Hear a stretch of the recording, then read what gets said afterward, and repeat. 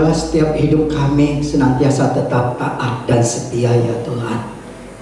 Biarlah setiap hidup kami senantiasa Kau dapatkan berkenan di hadapan-Mu.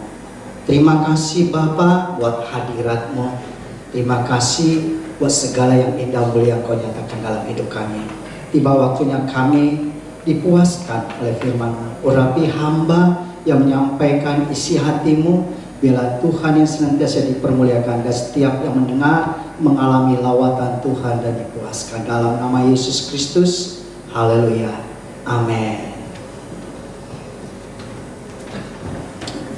Shalom buat kita semua.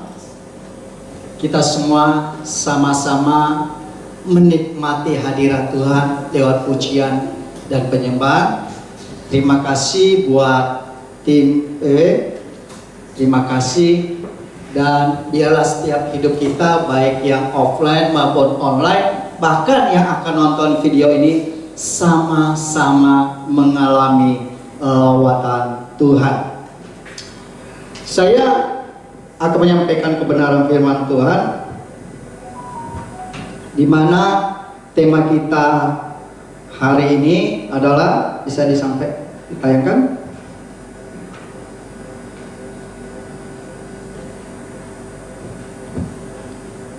Saya minta tolong ditayangkan.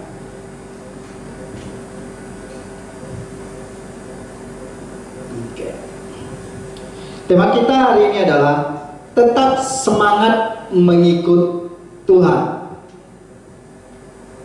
Saya katakan kondisi dapat mengubah seseorang. Kondisi dapat membuat seseorang dekat pada Tuhan, ataupun justru kebalikannya, menjauh dari Tuhan. Tetapi bagi setiap pribadi kita, orang-orang yang mengasihi Tuhan, orang-orang yang percaya kepada Tuhan, respon kita lewat kondisi yang terjadi dalam hidup kita, baik itu tidak menyenangkan maupun itu menyenangkan, justru dalam hidup kita semakin dekat dengan Tuhan. Dan apapun yang terjadi di dalam hidup kita, justru itu membuat kita semakin semangat, semakin kuat mengiring Tuhan. Haleluya. Mari sama-sama kita mau belajar dari kebenaran firman Tuhan yang terdapat dalam kitab Roma. Kitab Roma pasalnya yang ke-12, ayatnya yang ke-11. Roma 12 ayatnya yang ke-11. Beginilah firman Tuhan. Janganlah hendaknya kerajinanmu kendor, biarlah rohmu menyala-nyala. Biarlah rohmu menyala-nyala. Haleluya. Artinya kondisi tidak bisa membuat setiap hidup kita menjauh dari Tuhan. Kondisi tidak mengubah keyakinan kita, kepercayaan kita, keintiman kita dengan Tuhan. Kenapa? Karena kita adalah orang-orang yang mengasihi Tuhan. Setiap pribadi orang yang mengasihi Tuhan senantiasa semakin hari semakin rindu dengan Tuhan, ingin dekat dengan Tuhan, ingin intim dengan Tuhan, ingin senantiasa berkomunikasi dengan Tuhan, membangun hubungan yang senantiasa lebih dan lebih dalam lagi. Haleluya. Bagi setiap kita yang mengerti, maka kita akan berkata, aku mengasihimu lebih dari apapun. Inilah senantiasa membuat setiap pribadi kita lewat kondisi yang terjadi, khususnya hari-hari ini, yang mengubah tatanan kehidupan manusia di muka bumi ini, mengingatkan setiap kita bahwa kita harus kembali kepada kasih mula-mula. Kenapa?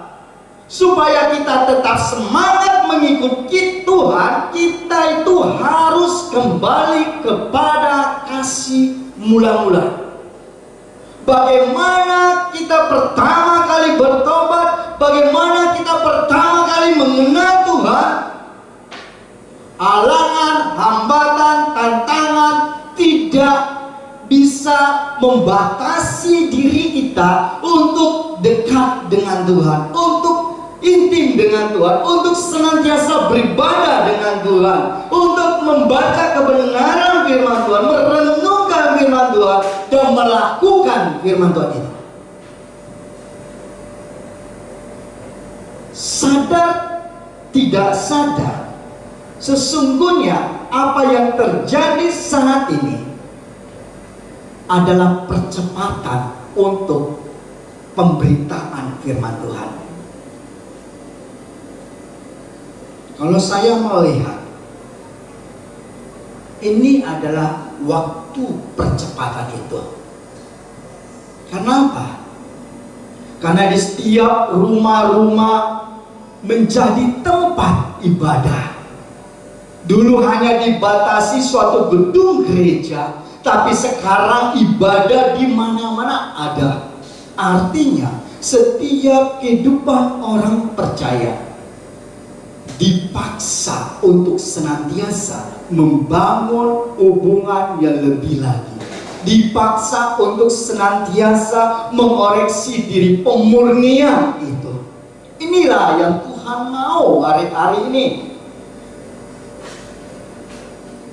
Apapun yang terjadi dalam kehidupan Bapak, Ibu, dan Saudara saat ini, walaupun itu tidak menyenangkan, bahkan menyakitkan sekalipun, saya berkata tetap semangat mengikut Tuhan. Seperti firman Tuhan katakan, janganlah hendaknya kerajinanmu kendor.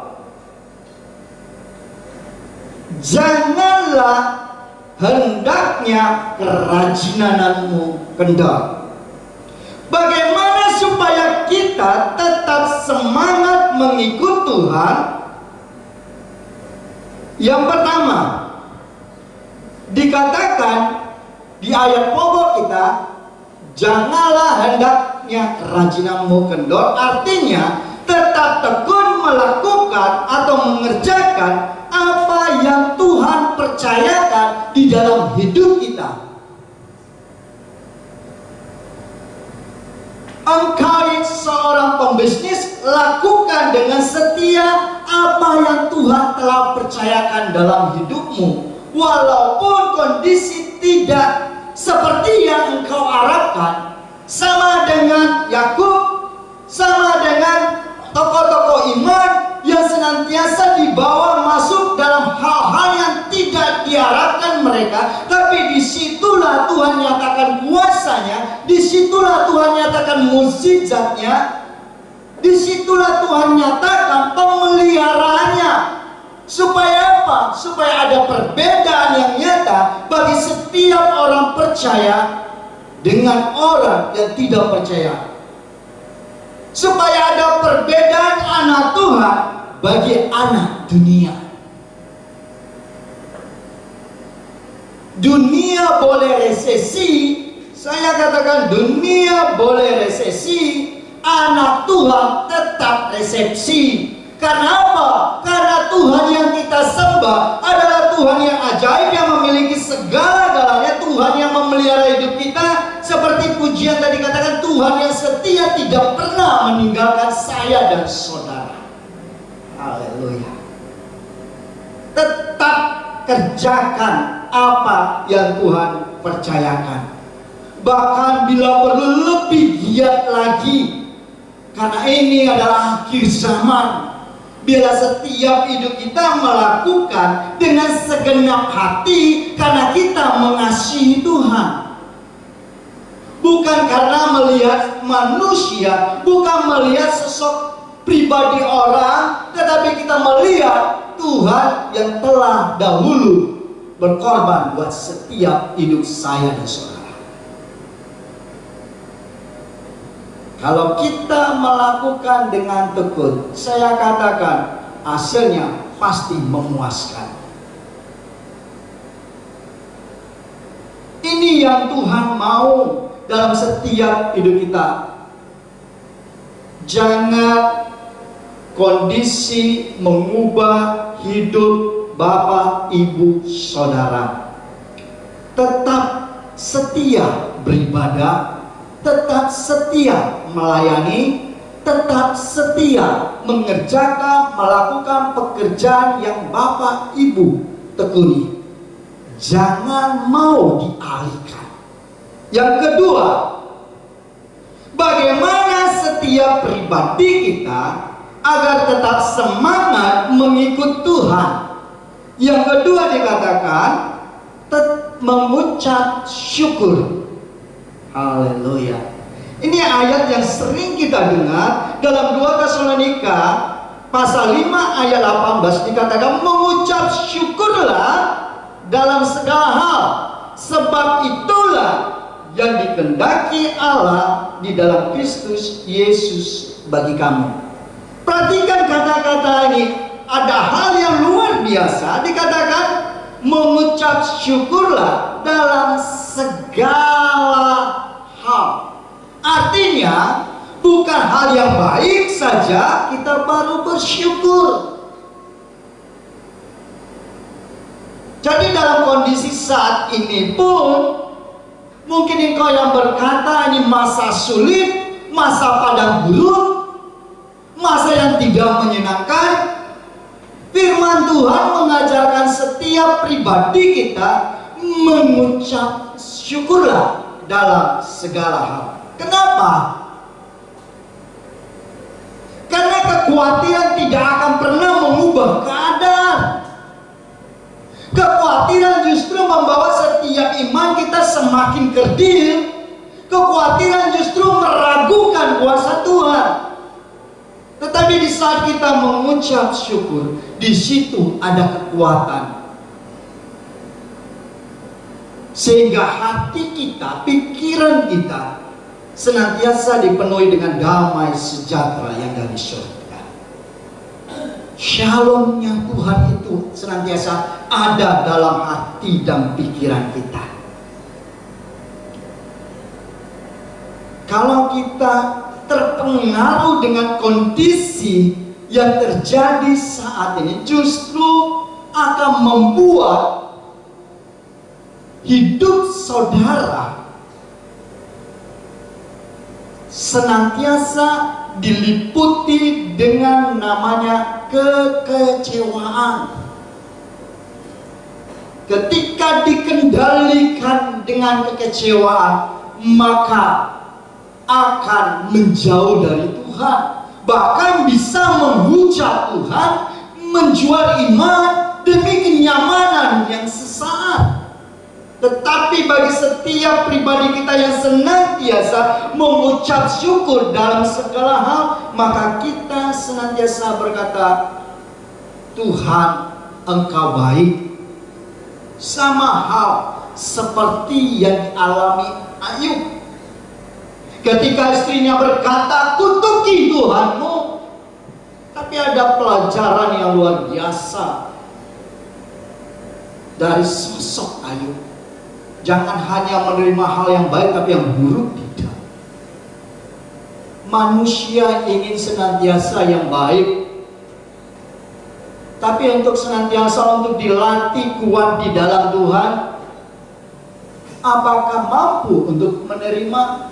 Saya katakan kondisi yang terjadi ini untuk melatih iman kita semakin kuat, semakin strong di dalam Tuhan. Haleluya. Sehingga roh kita, saya katakan sehingga roh kita semakin bernyala-nyala di dalam Tuhan. Ini yang dahsyat, ini yang luar biasa, ini yang ajaib. Sehingga orang melihat Kristus yang ada di dalam pribadi kita. Sehingga orang mencari tahu siapa yang kita sembah. Kenapa? Karena kita mampu mengucap syukur dengan kondisi yang tidak diharapkan, kondisi yang tidak menyenangkan, tapi hidup kita senantiasa berkata, Tuhan, Engkau baik. selanjutnya, bagaimana supaya saya dan saudara tetap semangat di dalam Tuhan? Yang ketiga, sabar. Sabar. Dalam Amsal pasal 16 ayat 32, begini firman Tuhan, orang yang sabar melebihi seorang pahlawan. Orang yang menguasai dirinya melebihi orang yang merebut kota. Mengapa begitu pentingnya kita harus sabar? Karena badai pasti berlalu. Amin. Badai pasti berlalu. Kondisi yang terjadi saat ini yang melanda dunia ini pasti berlalu. Karena apa? Karena Tuhan punya rencana yang baik, yang mulia dalam kehidupan saya dan saudara. Sabar menantikan janji Tuhan. Karena sabar adalah buah dari roh. Sabar. Jangan hanya namanya sabar, tapi senantiasa emosional. Itu bukan sabar. Sabar adalah bagaimana respon kita, sikap kita menerima segala sesuatu, baik itu yang baik maupun yang buruk, dengan senantiasa menjaga hati dengan ucapan syukur. Inilah yang Tuhan mau, supaya setiap hidup kita senantiasa semakin hari semakin semangat di dalam Tuhan, sehingga kita tidak terpengaruh oleh kondisi apapun yang terjadi, tetapi apa yang dari dalam mempengaruhi keluar, bukan dari luar mempengaruhi ke dalam. Karena di akhir zaman ini akan banyak yang dari luar mempengaruhi yang di dalam. Oleh karena itu tetap sabar, tetap sabar, tetap sabar menantikan janji Tuhan. Tuhan pasti tolong setiap hidup kita. Yang selanjutnya, bagaimana supaya kita tetap semangat mengikut Tuhan? Yang keempat, tetap percaya dan mengandalkan Tuhan. Tetap percaya dan mengandalkan Tuhan. Dalam Yeremia pasal 17 ayat 7 dan 8 dikatakan, diberkatilah orang yang mengandalkan Tuhan. Diberkatilah orang yang mengandalkan Tuhan. Saya katakan hanya Tuhanlah yang mampu menolong saya dan saudara. Hanya Tuhanlah yang senantiasa yang sanggup mengubah keadaan. Hanya Tuhan sajalah yang mampu menyelamatkan saya dan saudara. Hanya Tuhanlah yang meluputkan saya dan saudara dari penyakit sampar. Bukan karena kepintaran kita, bukan karena kegagahan kita, bukan karena apa yang kita banggakan di dunia ini, tetapi karena Tuhanlah, karena kasih-Nya lah kita sampai saat ini sehat, kuat, sehingga kita masih bisa beribadah. Itu semua karena Tuhan, bukan karena yang lain. Saya kata karena Tuhan. Jadi biarlah setiap hidup kita senantiasa tetap andalkan Tuhan, tetap percaya. Jangan gampang menerima hal-hal berita yang belum teruji dan terbukti. Supaya apa? Supaya kita tidak menyimpang. Biarlah setiap hidup kita tetap ada di dalam Tuhan, tetap percaya. Orang yang percaya akan melihat kuasa Tuhan. Orang yang percaya akan mengalami mukjizat Tuhan. Orang yang percaya akan menikmati janji Tuhan. Haleluya. Saya katakan menikmati, bukan hanya menerima, tapi menikmati. Kalau menerima nggak menikmati, itu sengsaranya luar biasa. Sama seperti ini, orang diberkati dengan limpahnya, tetapi nggak bisa menikmati makan enak, kan gitu kan? Tapi bagi setiap hidup saya dan saudara, bukan hanya menerima janji Allah, tapi menikmati janji Allah. Ini yang luar biasa, menerima dan menikmatinya. Amin. Inilah bagaimana setiap hidup kita senantiasa harus percaya dan mengandalkan Tuhan. Selanjutnya dikatakan, bagaimana kita tetap semangat mengikut Tuhan. Yang kelima, jangan mau mengikuti ajaran sesat atau yang menyimpang dari firman Tuhan. Tadi saya sempat singgung, kalau belum terbukti dan teruji, jangan mau terima. Amin. Karena di akhir zaman ini, Rasul Paulus telah mengingatkan setiap kehidupan saya dan saudara, sama halnya ketika dia mengingatkan jemaat yang ada di Korintus. Jemaat yang luar biasa yang memiliki karunia-karunia Tuhan, tetapi mereka bisa disesatkan. Saya akan bacakan buat kita semua dalam 2 Korintus pasal yang ke-11 ayat 13 dan 14. Dikatakan begini, sebab orang-orang itu adalah rasul-rasul palsu, pekerja-pekerja curang yang menyamar sebagai rasul-rasul Kristus, yang menyamar. Perhatikan kata-kata, yang menyamar, yang menyerupai seperti malaikat terang, yang menyamar. Tapi kalau kita baca di ayat di atasnya, ayat-ayat sebelumnya, mereka melakukan hanya untuk kepentingan pribadinya, untuk kepuasan mereka, untuk mendapatkan sesuatu.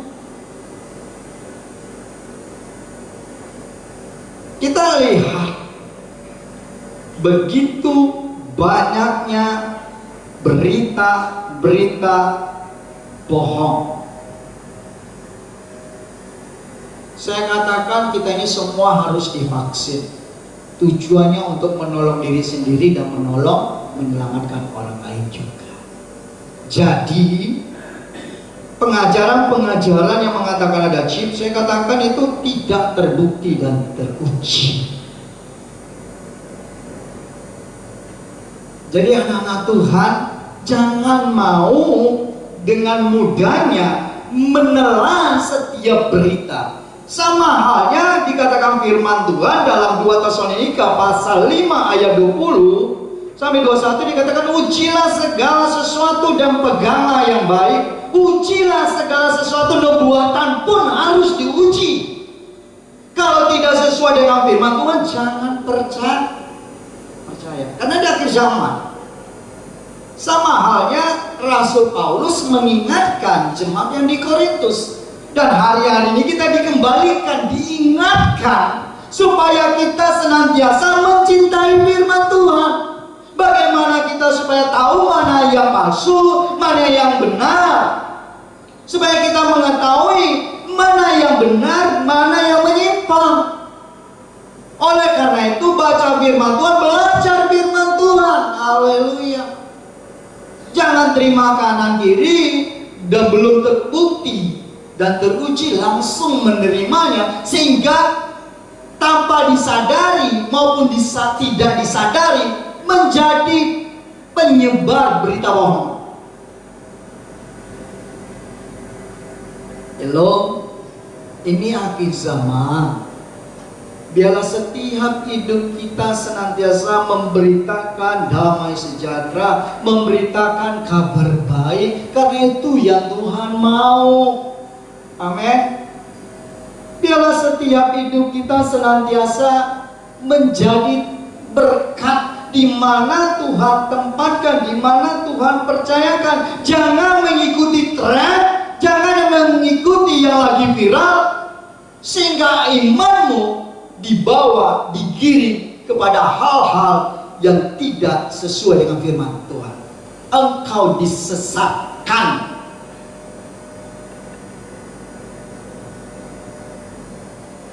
Sedih. Sama halnya ada cerita seperti ini. Ada seorang bapak yang saat itu mengalami banjir. Dia memegang sebuah pohon dan dia berdoa begini, Tuhan tolong, Tuhan tolong saya. Tiba-tiba Tuhan kirim orang untuk menolong. Naik sampai, Pak, naik Pak. Tidak, nanti saya, Tuhan tunggu, biar Tuhan yang nolong. Akhirnya berlalu, Tuhan kirim lagi orang tim SAR untuk menolong. Pak, naik Pak, nanti tenggelam. Tidak, saya lagi tunggu, Tuhan tolong. Akhirnya berlalu dan bapaknya akhirnya mati tenggelam. Ketika dia menghadapkan, Tuhan kenapa engkau tidak tolong saya? Maka Tuhan kata, loh saya sudah kirim penolong. Sama halnya Tuhan mau tolong kita untuk senantiasa memberi kita tetap sehat, kita terluput dari virus corona. Kok pikiran kita harus Tuhan yang menolong? Tuhan beri hikmat bagi orang-orang yang Tuhan percayakan untuk menolong banyak orang. Amin. Ini yang penting. Makanya Alkitab mengajarkan senantiasa hidup kita harus bijak, harus berhikmat, harus senantiasa belajar firman Tuhan. Amin. Supaya apa? Supaya kita jangan mau disesatkan dengan orang-orang yang belum teruji dan terbukti. Sama halnya apa yang dialami Rasul Paulus, sehingga ia mengingatkan jemaat yang ada di kota Korintus. Sehingga Rasul Paulus katakan, aku ingin seperti mereka yang senantiasa membanggakan diri. Aku yang bisa. Kenapa? Kan mereka lagi viral. Kalau saya bawa zaman era sekarang, mereka lagi viral. Aku bisa kok, kata Rasul Paulus. Kalau saya bawa zaman sekarang. Tapi Rasul Paulus katakan, aku mengingatkan. Haleluya. Ini yang luar biasa. Kita senantiasa diingatkan karena Tuhan mengasihi saya dan saudara, supaya kita jangan bodoh. B-O-D-O-A. Tapi hiduplah bijak di akhir zaman. Karena dalam kitab Efesus katakan, bijaklah, karena akhir ini adalah hari-hari yang jahat. Bijaklah, bijaklah, amin, bijaklah. Bagaimana kita supaya bijak? Hidup takut akan Tuhan adalah permulaan hikmat dan pengetahuan. Takut akan Tuhan adalah permulaan hikmat dan pengetahuan. Baca firman Tuhan, baca firman Tuhan, senantiasa belajar firman Tuhan, supaya kita semakin hari semakin tahu mana yang benar, mana yang salah, sehingga hidup kita tidak disesatkan dalam ajaran-ajaran yang tidak sesuai dengan firman Tuhan. Biarlah hidup saya dan saudara senantiasa tetap semangat dalam mengikut Tuhan walaupun kondisi tidak menyenangkan. Tuhan Yesus memberkati saya dan saudara. Saya undang kita bangkit berdiri.